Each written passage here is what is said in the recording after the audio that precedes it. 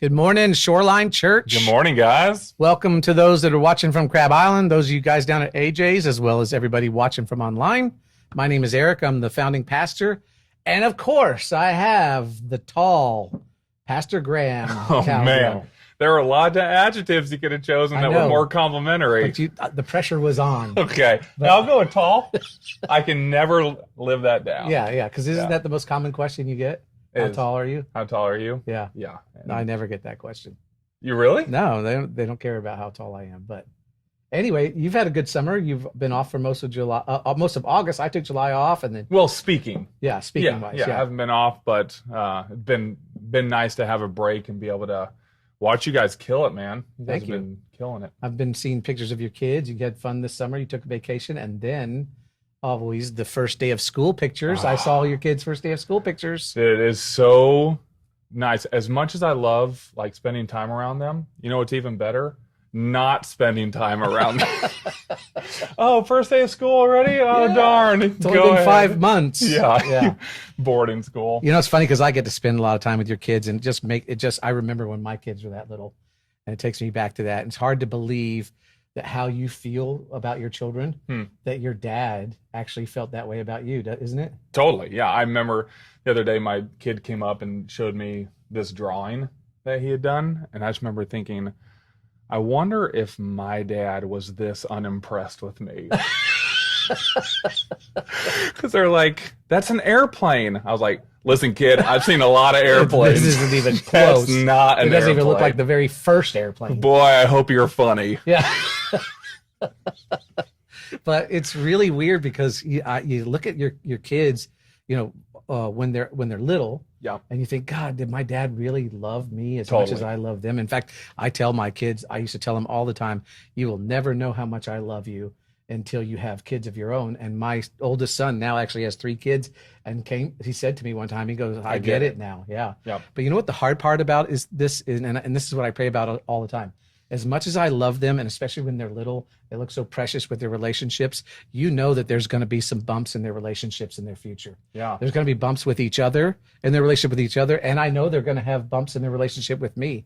And I look at them, and I'm sure you do the same thing, and how they treat each other now, and you think it's so precious, but it's fragile. Right. Because I've seen this before, the very least little thing as they get older and become adults and they won't be speaking to each other. Mm-hmm. I've seen it countless times in my family growing up. I've seen it with other families. And I think one of the things that happens is that when something happens where we have a relationship bump with a father or a child or a brother or sister, we're tempted to put our family relationships, those relationships with our mom, dad, brother, sister, in the same category that we have with those that are outside the family. Right. And what I mean by that is, I had an ex-roommate in college and he ripped me off, but I couldn't prove it, and we just don't talk anymore. Or I had an ex-girlfriend and we broke up and it was a bad breakup, and we just don't stay in contact anymore. And so when we're tempted, the same thing happens with someone in our family, a brother, a sister, a mom or dad or kids. I'm tempted to put them in the same category. I'm tempted, to put that relationship in the rearview mirror. Mm-hmm. But the problem is that's your son, and he will always be your son. Mm-hmm. And that's your daughter, and she will always be your daughter. Even though she married that guy that you don't like and they never call you anymore, she's still your daughter, and those are still your grand stuff. And in spite of all the stuff that he said and she said, you didn't call me and you gave them this, there's still always, no matter how far the relationship gets apart, there's this desire to connect. Yeah.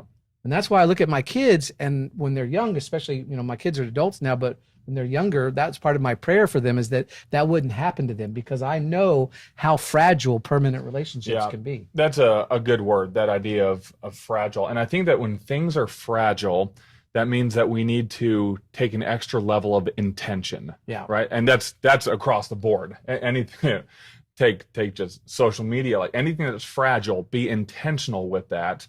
And so the reason we're talking about this today, we've been in this series, actually it's the last week that we're doing in this series, called Simply Irresistible. So every week we have a church-wide series that goes through the year that we kind of keep revisiting throughout the year. And it's really why we do what we do as a church. This one is kind of morphed into following the life of David, because we have something called SOAP.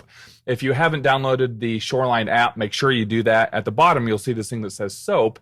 And it's something that everyone, hopefully, in our church that we get to do every morning. Here's what it stands for. The S stands for scripture, meaning that there's a passage we get to read.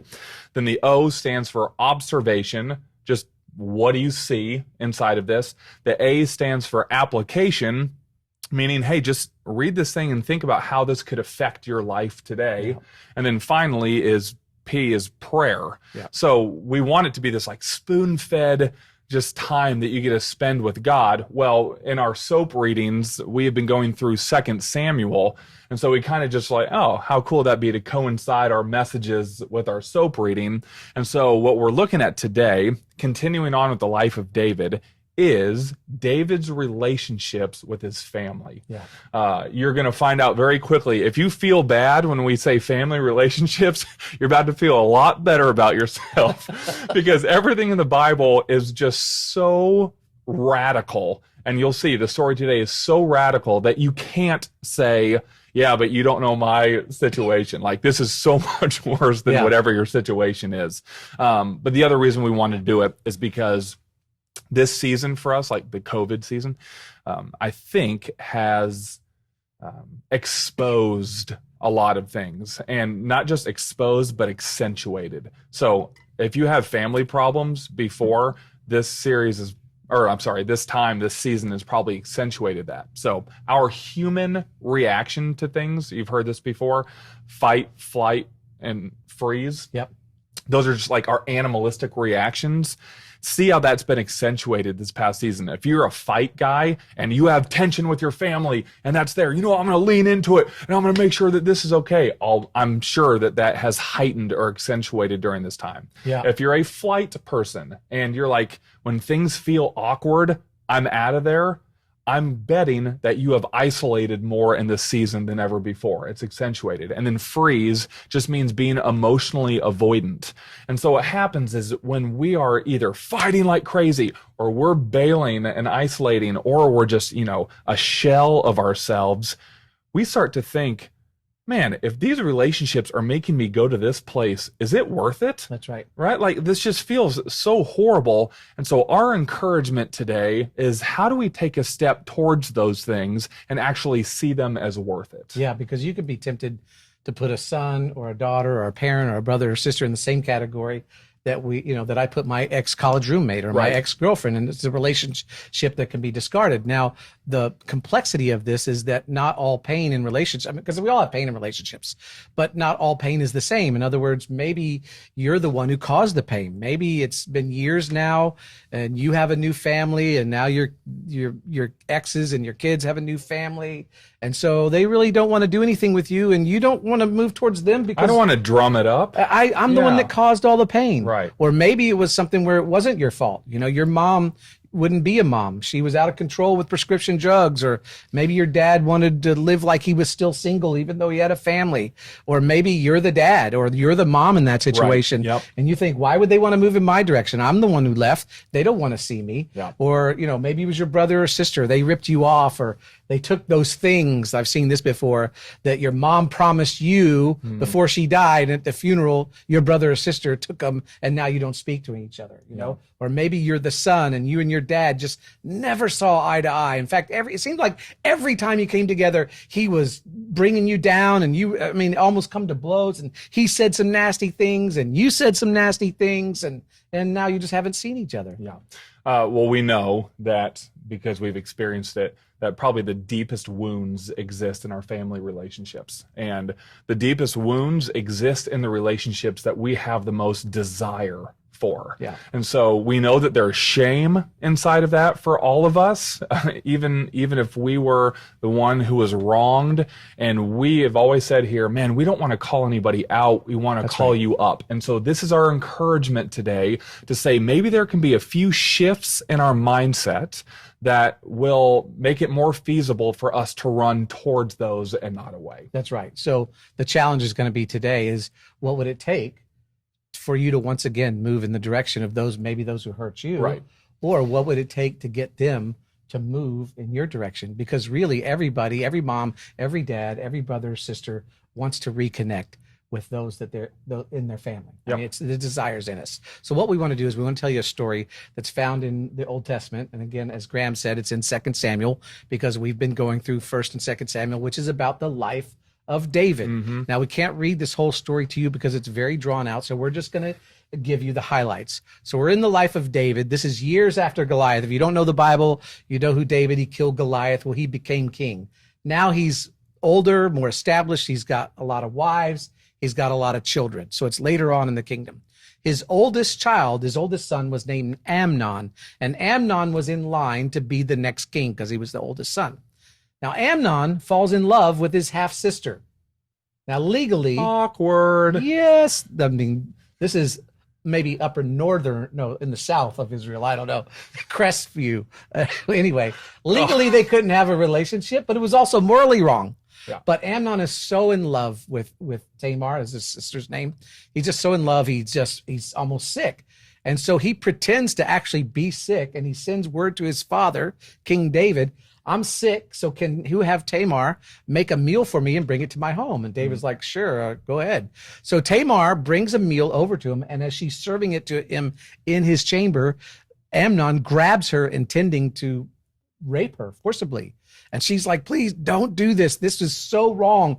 Please don't do this, because let's just stop. Maybe our dad will let us be together, because she knows that if he rapes her, because remember, women didn't have the rights they have now. They were more like property. And if her life would be over, she would probably never marry. Her life would be destroyed. But Amnon is so full of lust and so full of this passion that he rapes her right there. And then afterwards, he has so much hatred for her. The Bible says that the hatred that he had for her was actually more intense than the love or the lust that he had for her. So he's just disgusted with her and throws her out of the house. Well, word gets around that Amnon raped his sister. And the hard part is that King David, their father, does nothing. Years go by, and Amnon is never charged. I mean, according to the law, he should have been executed for the rape of his sister. Well, Tamar has another brother named Absalom, and Absalom is furious. He is mad at Amnon for raping a sister, but he's also mad at his father for doing nothing about it. So he thinks, since dad won't do anything, I will.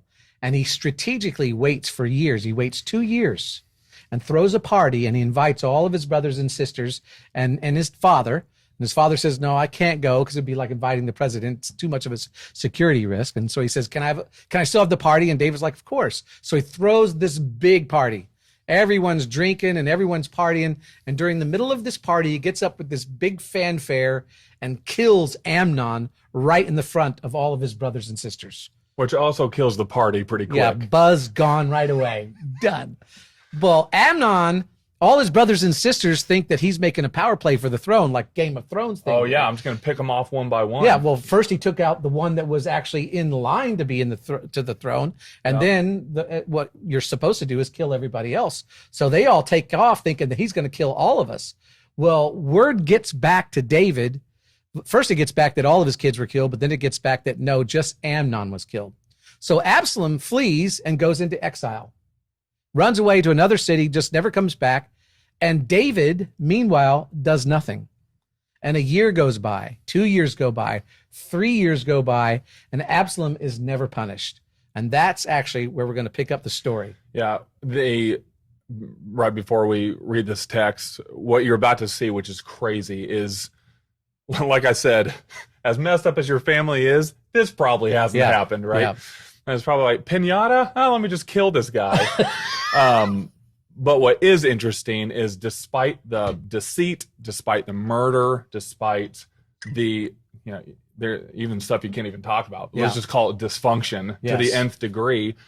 Still, you're about to see that there is a desire by the dad to connect with the son, and a desire of the son to connect with the dad, even with all that going on. And I've thought there is an innate part of us that is created in us to connect with family. I remember, I was going to mention this earlier, but when my oldest son was going to be born, I was so terrified that I would look at my son and not feel something. Like I'd heard from everybody, oh, this light switch, or, like you just, and I was like, man, like, I hope that's not broken in me. Like how terrifying that would be to look at your son and not feel. And sure enough, when he was born and I held him for the first time, it doesn't take much to make me cry, but I was just a mess. And then I realized, oh, that switch is not up to me. Yeah. That is created in me. There's something with, we share DNA, and like we're a family that God is like, that's not up to you. There's an innate thing in you that desires, despite all the dysfunction, to always.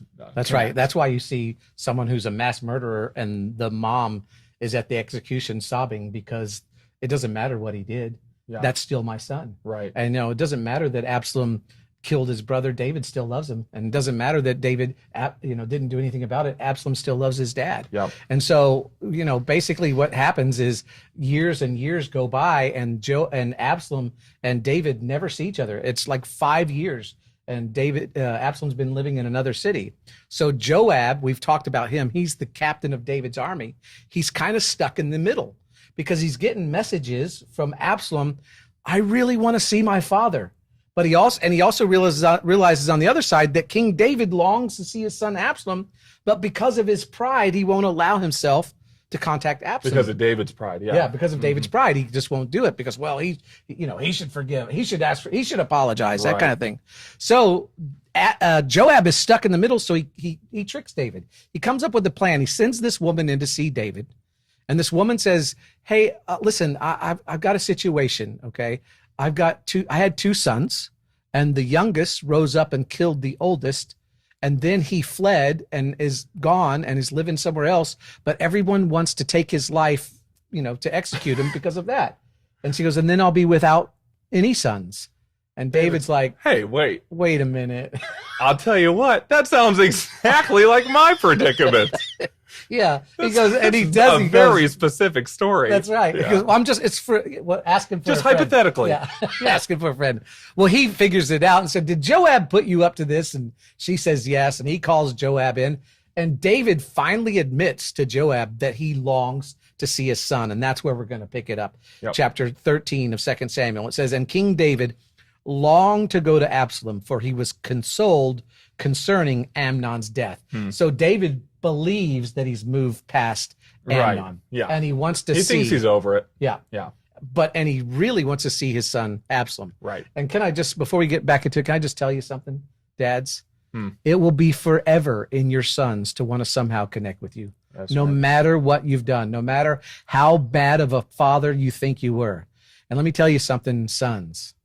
It will forever be in your fathers to somehow want to connect with you, no matter what you've done. But what we do is we do like David and Absalom. We keep the distance because we assume things about the past, because he said he never wanted to see me again, and he never apologized. And it's just so painful that we can't run towards it. But there's something in you, and there's something in me, and there's something in Graham that goes past the circumstances of the past, and it never goes away. That's the problem. And that's why it's worth trying to fix. So David sends Joab to talk to his son Absalom. And Absalom admits that he desperately misses his father. Yeah. In fact, he says, "Go tell my father that I would rather die than live like this." Yeah, apart from him. Yeah, so verse 33. So Joab goes to the king, who's David, and told him this, that Absalom wants to see him. So the king summoned Absalom, and Absalom came in, bowed down with his face to the ground before David, and the king kissed Absalom. And you're thinking Oh, way to go. Isn't that Happily nice? ever after. All I have to Like do a is fairy kiss the tale. guy. I didn't know that. Yeah. The problem is that's it. That is all David does. And all you can do is speculate why that was it. But it was like the kiss, and then I'm sure Absalom was like, oh, here's the gateway to our relationship, but it stops as the kiss. And David doesn't take it further, doesn't know how to take it further.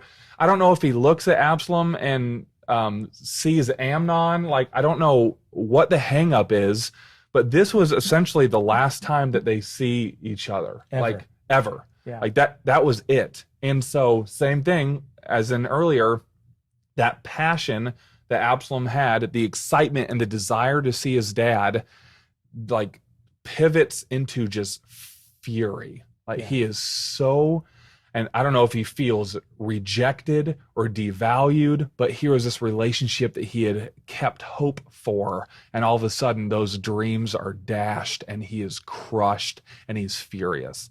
I did want to camp here for a second because we were saying a few mindset shifts are necessary for us with the relationships, and I think here's one of them. There's a difference, two words, but it's important to differentiate the two. One is forgiveness, and the other is reconciliation, right? And here's the difference between the two. Forgiveness takes one person. Reconciliation requires both parties, okay? So I'm thinking of that tension that's in the relationships that you're in, and a lot of times we're trying to cover both bases at one time, but I want you to separate the two. First is forgiveness. You know, as well as we do, the monopolizing force of unforgiveness. It is the most toxic thing that you can possibly live with. It creates filters in your life. If you have unforgiveness against somebody for a situation or just against a person, you can't think of anything that they're associated with without being nauseous, right? Without just being furious. You know that it takes over. But we find that forgiveness only takes one person, and thank God. God says, forgiveness is supernatural, but if you will access me, I will give you this supernatural strength to forgive a person, and you don't even need them for it, which is really good news, because if somebody had wronged you and you had unforgiveness and then that person died and you didn't have them anymore, you would have to live with that toxic thing in your life for the rest of forever. But God says, no, I can do that work in you. Okay. You don't need the other person for forgiveness. Maybe you need that today, listening. That person that has wronged you, you don't need them to react a certain way. You don't even need an apology from them for you to live with forgiveness. The way that somebody else has wronged you does not have to have control over your life. God says you can have supernatural forgiveness for them. However, reconciliation takes both parties. Reconciliation is for both people to say, this relationship is worth me fighting for, is worth us healing together and growing together, but you can only do so much. The other person doesn't want to reconcile. There's only so much you can do, right? And a perfect example of this is really God's relationship with us. God says to us, I forgive you. In fact, there's a verse that says, your sins, your screw-ups are as far from you as the east is from the west. I completely forgive you. Okay, so that's not up to you. It's not whether, you say the right thing or do the right thing or you're perfect from now on. It's not up to you. I forgive you. But he also says reconciliation does require both parties. That's why we have soap every morning, is because we're like, we want to do our part to fight for time in this relationship that I can continue to heal and to grow in the middle of it. And so I wanted to encourage you to separate those things, because what Absalom screws up is he hasn't forgiven his dad, and he's thinking to himself, depending on how my dad reacts in this is whether or not I forgive him, rather than forgiving first and letting that be the foundation of reconciliation and the relationship moving forward. That's right? right. Yeah. And so Absalom is so mad that his dad just kisses and dismisses. I just came up with that. That's good. That's pretty sweet, Yeah. huh? Don't tweet that, but that's still pretty sweet. I think you can tweet it. Okay. He's so mad at him that he goes out and he gets his friends together and begins to start a civil war. That's right. To overthrow David. Overthrow him. The same son who said, I just want to see the face of my father. But because of whatever, from the hurt of the past, the father was unwilling, Absalom was unwilling. Now he's causing a civil war. Yep. And in this civil war, David's army defeat Absalom's army, and Absalom is killed. And word gets back that the day is won, but yes, your son was killed. And David mourns so loudly that the soldiers, when they're coming back into town, they creep back quietly like an army who'd been defeated rather than one that was victorious. Here's how it goes. It says, the king was shaken, and he went up to the room over the gateway and wept. This is the gateway where the returning army would walk through. It says he went up to the gateway and wept, and as he went, he said, oh, my Absalom, my son Absalom, if only I had died instead of you. Oh, Absalom, my son, my son. Yeah, it's just like ultimate clarity in that moment. It's like this feud between us is no longer cute. This is when the most raw emotion comes out. And it's like, no, you see your perspective then. It's where you get to this point where it's the point of no return. Right. There's nothing I can do. And now you just live with regret. Yep. Now this was father and son, but it could as easily be a mother and daughter relationship who couldn't get past the past. And I read this all the time. This isn't an unfamiliar story to me, but the hard part is I see this all the time. I see it in other people. And in fact, my family was a family that held grudges. I remember when my parents got a divorce, and I lived with my mother and my two sisters and her mom. My grandmother lived next door to us. And when I was about 7 or 8, there was a year where they didn't speak, my mom and my grandmother. And my grandmother would go send me over and say, you tell your mom this. And my mom would go, you go back and tell your grandmother this. Dang, dude, that's traumatic. Oh, it was. And so being in ministry, I've seen stuff like that. I've seen where a father-son relationship, a mother-daughter relationship, brother-sister, they hit a bump and they go their separate ways, and they just put that relationship in the rearview mirror. Yep. And we're just here to encourage you. You can't do that. Right. You can't allow those things to destroy the relationship forever. Because here's the thing, there's something inside you that longs to reconnect. But get this, there's something inside them, even though it doesn't seem like it. They just don't know what to do about it. Yeah. And there's so many stories like this. Yeah. And we're not going to pretend to know your family dynamics. And I'm sure that you're thinking to yourself, oh, Graham, if you knew my story, you wouldn't be saying this, which is why we wanted to use such a radical story, right? Just to say, dude, God is still speaking to you in the middle of this. But maybe some of you are like, I wasn't the one who was wronged. I was the person who wronged somebody, right? And there's no forgiveness for me. And I've reached out before. They won't even look at my texts, let alone reply, or, this thing is impossible. Or you are the one who's been wronged, and you're thinking to yourself, there's no more room in my life for hurt. I've been, my whole life has been overthrown by this person hurting me. Like, are you telling me to invite that back in? And so we want to say, no. We don't know that. We don't know the role of reconciliation, but we do know is what God has called us to is to begin the foundation of forgiveness. That your motive for getting back together can ultimately be, man, I don't want that unforgiveness to rule my heart. And then we do believe that God is going to start giving you the necessary steps of how he wants the relationship to look. And that's important. And so I think the reason that we keep offering reconciliation, the reason why we keep pursuing those relationships, yes, because those relationships are important, but even more so, it's to remind ourselves of something. That's right. It is to remind ourselves how many times God has looked at us, and though we have spat in his face, though we have rejected his offer of relationship, though we have said no 1,000,000 times, on the 1,000,001st opportunity for God, he opens his arms and says, welcome home. And so when I look at somebody who's wronged me, or a relationship that has tension, and I continue to offer reconciliation, I'm reminded of the grace that God gives me, and it's because of that I continue to pursue those relationships. There's something interesting from the story earlier that we were telling. Remember when Joab sends that woman in to trick David? She says something really interesting. Look at this verse. It says, like water spilled on the ground, which cannot be recovered, so we must die. But that is not what God desires. Rather, he devises ways so that a banished person does not remain banished from him. Look at that. That's so powerful. God looks for ways to keep people from being banished.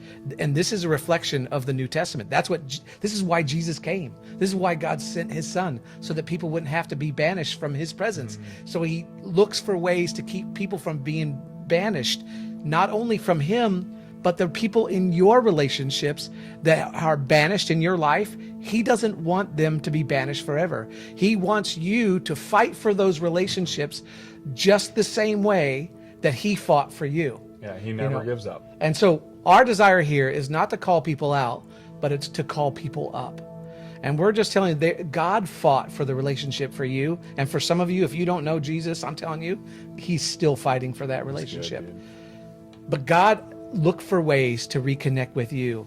And I'm telling you, the regret that it takes, the humility that it takes to try to reconcile a relationship weighs so much less than the weight of regret. You never want to get to the end of your life and be like what David did.